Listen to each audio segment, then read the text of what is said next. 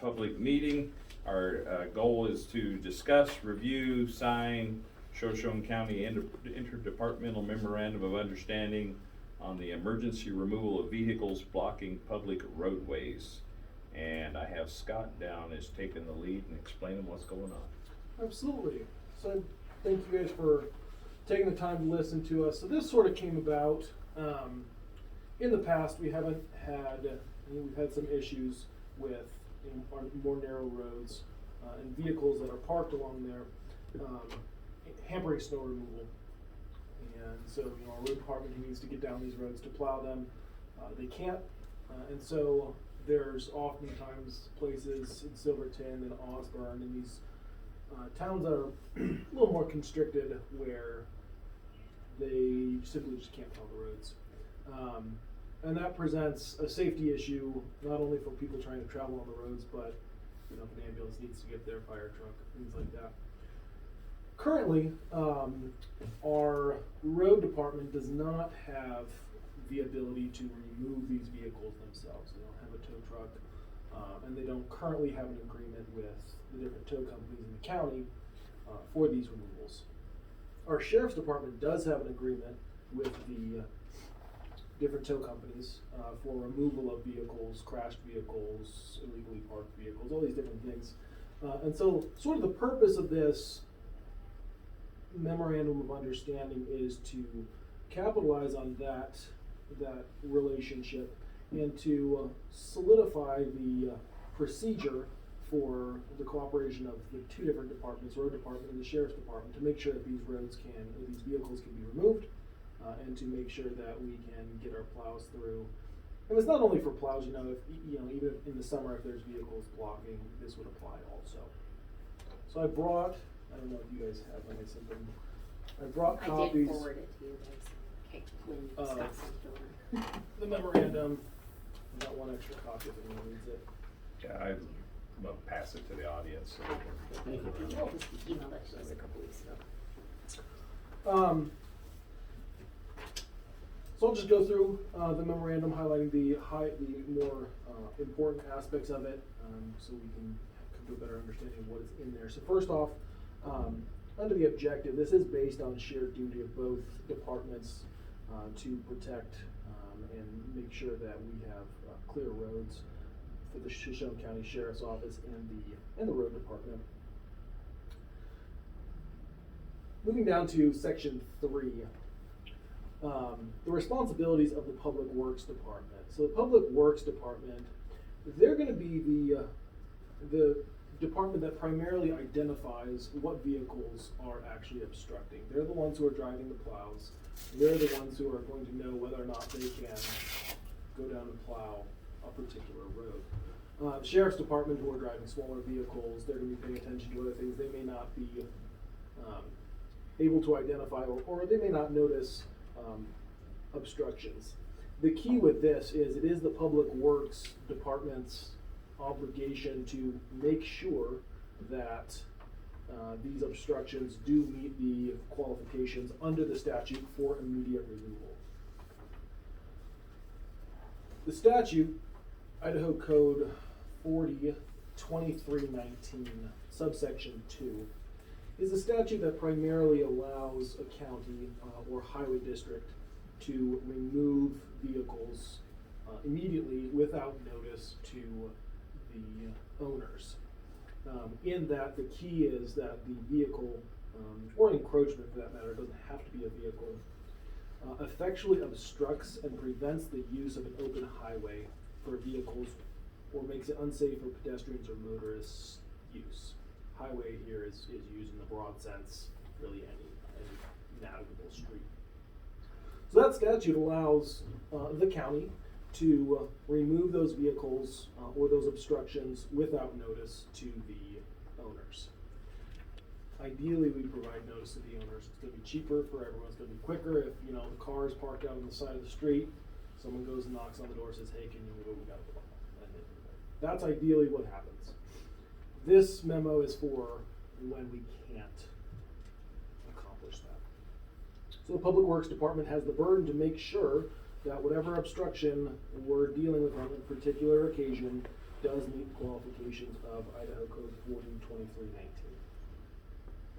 Public Works Department will notify the Sheriff's Office using their non-emergency number, and they'll cooperate with the request from the Sheriff's Office dispatch regarding collecting of information. Sheriff's Department may want VIN numbers, they may want license plate numbers, color description to send out to the tow companies. And so the road department, the personnel from the road department who are there will cooperate with providing that information. Additionally, a big aspect of this is, we want to prevent these kinds of emergency removals. So education of the public is an important aspect.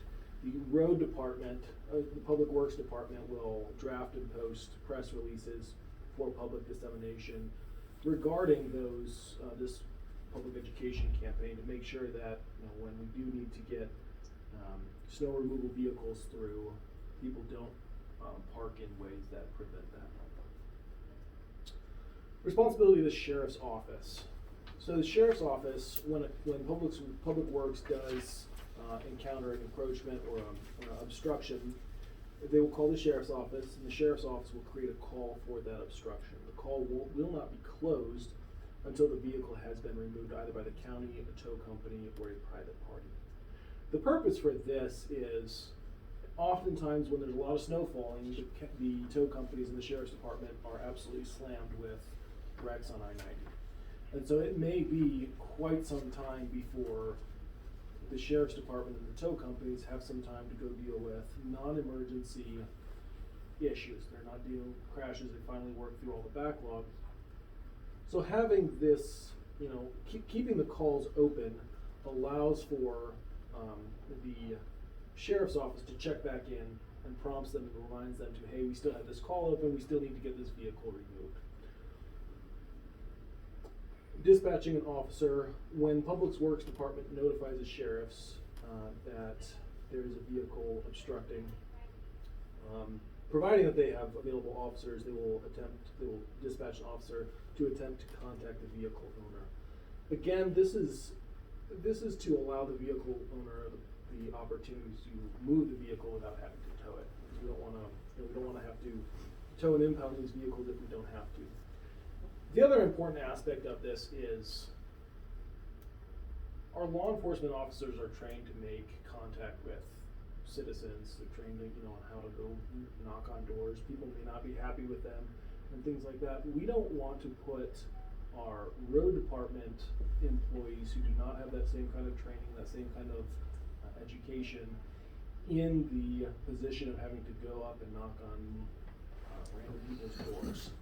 So we really don't want the Public Works employees to be required to go knocking on their doors.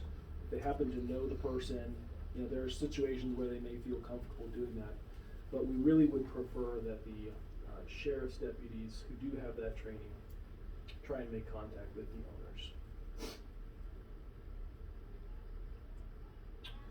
Sheriff's Department will try and make reasonable efforts to notify the owner prior to the removal of the vehicle. This can be through trying to call them for information obtained from the vehicle. This could be contacting property owners or posting notice on nearby properties or public information outlets such as Facebook. The key here, though, is with notification prior to removal. Notification under this statute is not required. So in this case, if there is a encroachment, a vehicle that is obstructing the use of the highway, you don't actually have to notify the owner of the obstruction. In other cases where there's encroachments onto the county right-of-way that don't prevent the use of the highway, you do have to notify them. There's a 10-day waiting period, and that's governed under a different statute. So, but here this memo of understanding is written to allow the Sheriff's Department and the Road Department to attempt to contact the owner, but they're not required to under the statute, and neither are this memo of understanding. After investigation by the sheriff's office, dispatch shall call the next available tow company on rotation. Dispatch has a rotation that they go through for various tow companies for dispatching tow vehicles to crashes or slide offs, and they'll simply just use that same process and procedure.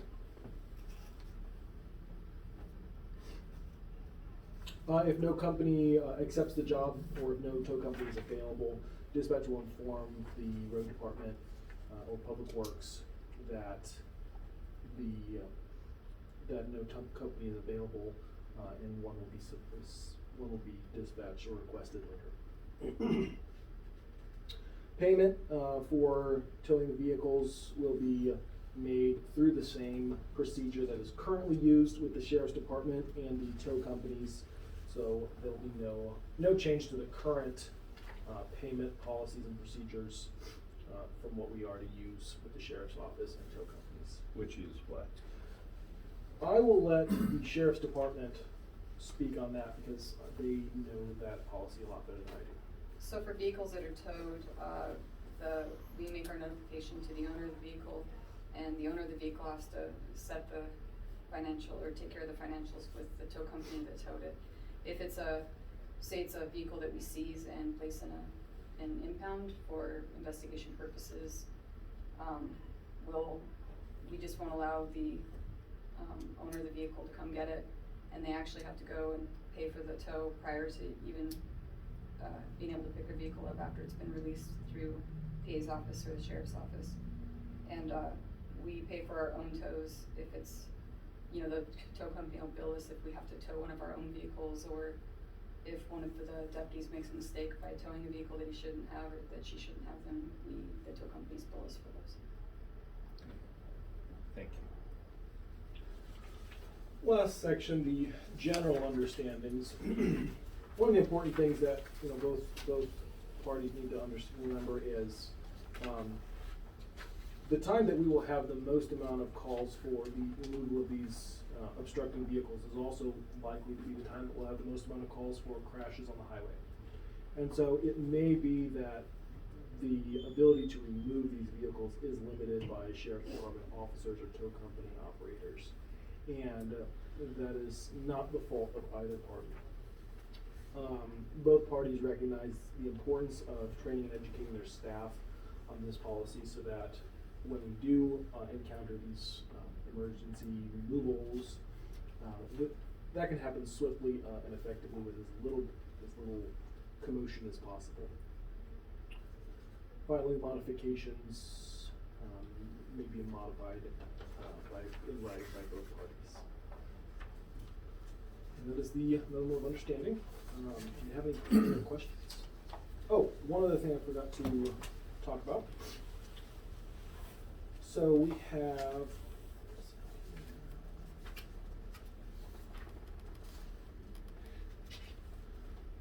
so this is a modified version of the county public works department uses this form here for the standard encroachment violations. And that just outlines the statutory basis for these removals. This is that 10-day removal. Or maybe it's 5 days. 5. Yep. So this would be something where, there's signs placed on the county right of way. They're not impeding the traffic, but they do need to be removed. So this is when we would use this particular notice. We've modified that for this emergency violation. So this can be posted, I've got one more here for a crowd. This can be posted on the vehicle on nearby property should the vehicle appear to be attached to a particular property.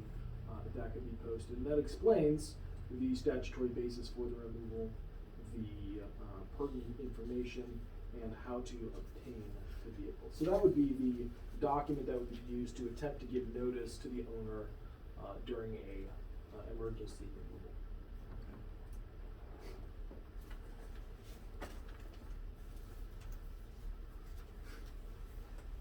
And Public Works and Sheriff's, if you guys have anything else you'd like to add, please jump in. So, just to kind of let you know where this came from and why we're bringing it forward now. Over the last several years, we have had some issues keeping our streets clear. In particular, I mean, I can think of a handful of places that have been problem areas, but really what brought this to a head was last year. Last winter, we had a span of time where we got 12 inches of snow, and then we got another 12 inches of snow, and it just kept coming and coming, and we ran out of, space to store the snow. And the one that comes to mind, we had several, but the really bad one that really made this more of a safety issue was there was a street in Silverton, it dead ends, and the street itself is not very wide, and it serves 5 residences on the particular block. And our office was getting some calls from our plow operators. We were getting some calls from residents down on the street, and they're like, why have we not seen a plow in a week? And then why have we not seen a plow in 2 weeks? What happened was we couldn't get a plow down the street. It was just too narrow, and there were too many vehicles. There was kind of a cluster of a couple parked on the side of the road. Technically, their tires were off the pavement. What you could see, there was so much snow bermed on the sides, the plow logistically could not fit down the street. And so we attempted to knock on the door, because we didn't have a process or a procedure in place. The property owner, who then threatened our plow driver, and then we just could not get the street plowed. So then it becomes an issue of safety. I had the question came from a resident down on the end that said, what if I need an ambulance in here? What if my house catches on fire? I can barely get my vehicle with chains down the roadway.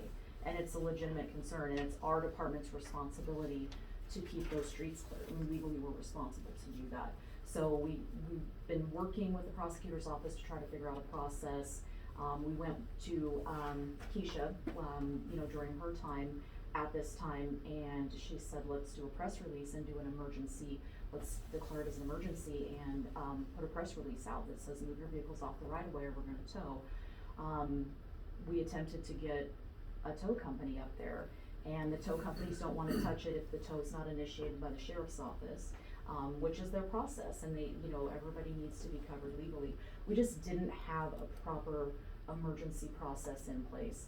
So the frustration is, our department, our operators, it's from emergency services, it's from the residents that live there that, they are tax-paying citizens that expect that their roads are gonna be kept clear, and emergency services can reach them, and that was just a breakdown in the system. And so, we've been working hard. Some of it too is right-of-way issues. They say, well, I'm technically off of the road. The road's very narrow.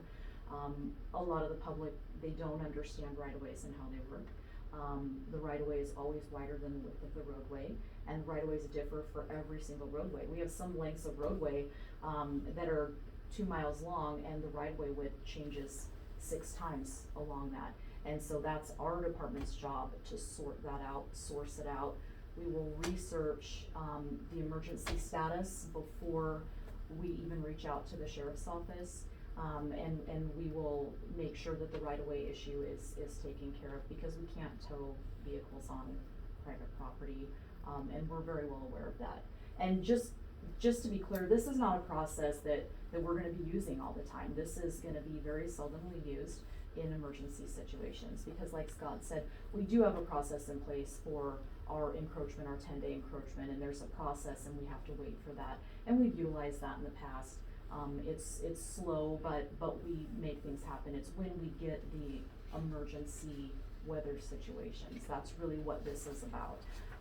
And the biggest thing is, the sheriff's office can't direct their deputies to do something if there's not a law to back it up, and if there's not a process in place of how we go about that. And so in the past, there just was never the cooperation between the road department and the sheriff's department and the communication. And we really have done a hard push with our department the prosecutor's office and the sheriff's office, to kind of better that situation within the last 2 months. Just, I have a quick question for you. Yes. I'm not too familiar with looking at it from the perspective of roads department, but Mhm. let's say you're on a property that's a very narrow roadway, vehicles parked partially, like they're off the road, Mhm. maybe even on a private property, but the width of the road prevents the plow from coming through to clear it. Is that still considered hindering the plowing? It would, and really when we look at this, we're gonna look at this with, you know, Stephanie and Val and I from our office, we're gonna look at this, we're gonna map it out, we're gonna look at our right of ways. Sometimes we'll go out and actually look at the site to Mhm. make sure, and a lot of it is gonna be, you know, width, can our plow logistically get through there? Because sometimes the berms become, you know, everything kinda comes Mhm. in, the car might be off, but then we can't get the snow away, and then pretty soon the actual roadway width that's travelable is too narrow for us to go down. And so, you know, like I said, it's not gonna be something that is gonna be utilized all the time. We might go 5 years and never have to activate this process. But then we might have to activate it, you know, 10 times in a winter, just depending on what we're looking at. The wider streets, if we can maintain the street and we can get it opened up for safety purposes, then this is not really an avenue that we're gonna be looking at. It's more for the narrower streets. A lot of times we'll get somebody with an RV on the side of the road, it's hard. And then it's a judgment decision for the plow operator. Can I get down there without doing property damage? Because guess what, if something happens and it goes wrong, we take the side of their car off, then we as the county are gonna be responsible to, take care of that. So, but if we can get down, our process has been, you know, we'll do what we can do with what we've got, but we've really come into some situations, specifically last year, that logistically we could not get the plow. I mean, we tried angling it to kind of Mhm. shorten up, Just wouldn't work the out. width on it, and we just couldn't get down, we could not plow their street for an entire month. Wow, okay, thank you. So we are gonna check right away first and make sure Yes. we're not just towing people off of their Right. private property. Right, Cause that correct. would be, Yep, I mean, I and the live on one of those. responsibility for all of that lies with our office, our department, and we definitely take that responsibility seriously. And with our office, towing is the last course of action. It's like, we'll do Mhm. everything we possibly can to not Yep. have to tow somebody's vehicle. It's the last resort. And it looks like you're doing a fair notice to the public, you know, you're doing a press release plus. Yes, and so just to kind of give you an idea of what something like that'll look like, this is something that I drafted up, at Keisha's request last year. This was dated 1/6 of 2022. I drafted it, was signed by our public works director at the time, and it says, due to the current and projected amounts of snowfall, Shoshone County Public Works is asking that all residents immediately remove their vehicles, trailers, and other items from Shoshone County right-of-ways. Vehicles, trailers, and other items on the county right-of-way that hinder snow plowing operations will be towed. We will make every effort to contact the property owner prior to removal. For public safety purposes, it is imperative that our snowplow operators are able to clear and maintain the roadways for emergency vehicles, school buses, and vehicle travel. So the press release would look something like that. Okay. It would be released, the first contact, we're gonna send it over to Sheriff's Office. They've got the most traffic with that. It would go out on our county page, it would go out on the county website, it would go out to the Shoshone News Press, and then any other avenues that we could do. Facebook is kind of really the only way we can quickly get things out. And something like this would be communicated, you know, we would do something like this prior to trying to initiate this towing process. I mean, it's not, we're calling it an emergency, you know, process, but it's not such an emergency that, time is of the essence. You know, I mean, we're gonna take the time to draft a release, we're gonna take the time to get it out to notify citizens. Unless it's just in the middle of the roadway, blocking all traffic, Yeah. that would be something different, but this is just to kind of get a process, in place for us to be That's able good. to work together and get to the end result, so. And then you're gonna notify each owner in here, and which you're gonna give them, it looks like you're giving them a lot of fair notice, so. I Yes, think this is, yep. And I think too, the owner too, I mean, it's not like it's a really wide street and we're gonna be nitpicky. This is gonna be something that hinders our plowing operations.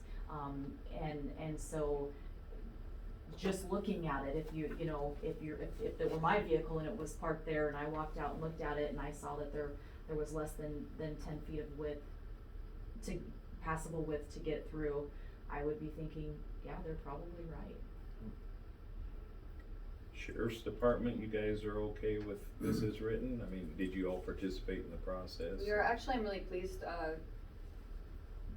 last winter was a wake-up call as to understanding our lack of communication with county roads, and thank you, Director, for sitting down and like, instead of doing what we've always done based on a kind of a handshake agreement, we can come together, figure out what needs to be done, go through our legal, sit down, put it on paper, and have something to go on, which is concrete.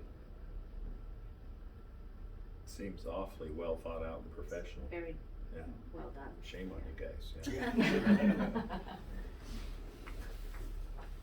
Any questions from the board? So the next This is action great. step, Scott, would be that we need to have one of these signed by all parties, is that so we need a vote from the board to approve that for us.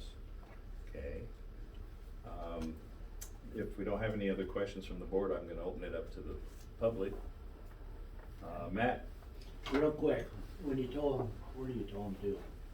The cars? It depends on which tow company To a picks it up wrecking off yard? of the, yeah. So, my opinion is, so we don't get into the trouble of it, causing a blight, that it should be a licensed wrecking facilities, cause right now there's only 3 in Shoshone County that is currently licensed. We only use licensed, wreckers on the tow rotation. They have to go through a. Licensed through the county. is Oh, what I'm sorry. And they were done in December, and the other one should have been done, I would think, by now. Yeah, so we're not storing cars. Right, we're not having to a blight problem. But we do have a couple of locations that we could just park them at, they're already blights. Well, I know that. Yeah. Thanks, Matt. Yeah, thank you. Any comments? Okay, all right. What's the desire of the board? Any motion to approve this as written? I entertain that. Say, I will make a motion to approve the MOU as written between the sheriff's and road department. I'll second the motion. Any discussion between us? No? All in favor, say aye. Aye. Aye. Aye, carries unanimously. Okay, so that saves you getting punched later. I know. That's Thank right. you. Appreciate it. Yeah. Do I wanna sign while we're here, Go ahead. everyone gathered, and then We can, give it to Scott? I wrote on mine, so, Now, why'd you do that? so I could keep track of the thinking here.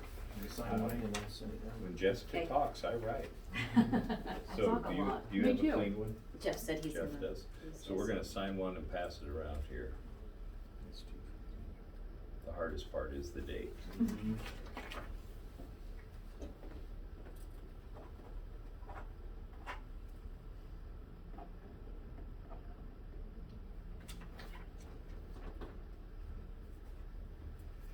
How's that for getting her done?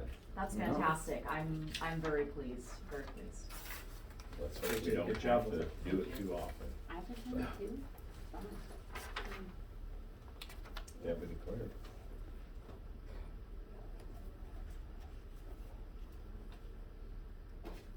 Jessica, that's. And I just wanted to see how the sheriff does with one hand here. She's still making it work. She took her brace out, she was ready. I am so glad she's feeling more cheerful today. I know. It's made it a lot more enjoyable in our office. Oh. Yeah. I was just feeling bad for the inmates over there. I know. Oh, we wouldn't let her back in the jail. Yeah. What happened? Fell down, got in a fight. That's our Fell story. down. Make it sound Taken good. out Fight up suspect. the stairs? She was defending, Yep. Fleetwood Mac. Mhm. Restoring the peace, that's what she's doing. That's right. we all good? Yeah. Alright, give that back to, Scott probably? Sure. I'll You need to probably record get it. that. Yeah. alright, this meeting is adjourned. Thank you. Excellent. Thank you, guys. Thank you. Thank you.